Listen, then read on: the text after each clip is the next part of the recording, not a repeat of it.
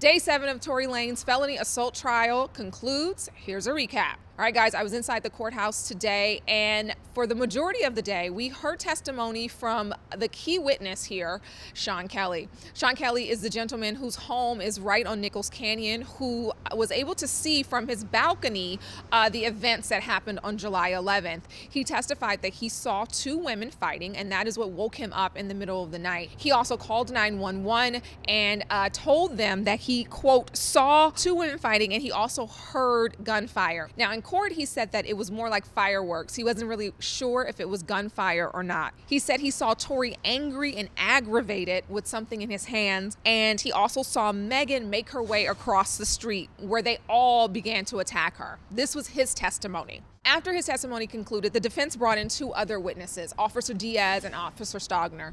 Both of those officers talked about questioning Sean Kelly because one of the officers arrived on the scene after the 911 call. The other officer was the lead detective.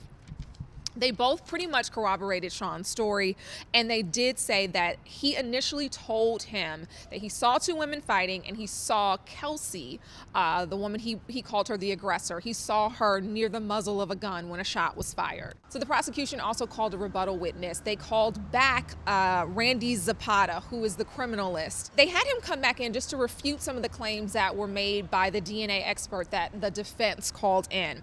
What they really were trying to do is really make it clear to the jury that even though Tory's DNA wasn't on the gun or the magazine, that doesn't necessarily mean that he wasn't handling the gun. They asked questions like, okay, well, if someone had been in the pool all day, does that mean that their hands might be so clean that they couldn't leave DNA? They also asked Mr. Zapata if it's possible that someone could have perhaps used a napkin or another cleaning agent to wipe the gun. The defense did a good job in getting him to clearly say that there was no evidence that someone had tried to clean the handgun. They also got him to testified to the fact that there are 4 DNA profiles that were found on the gun. It doesn't look like we'll be hearing testimony from the driver, Jaquan Smith, or Megan's bodyguard. There was some conversation around if Tory Lanez himself was going to take the stand, but that doesn't seem likely at this point. We'll be back here tomorrow with more from the Tory Lanez felony assault trial. For HipHollywood.com, I'm Jasmine Simpkins.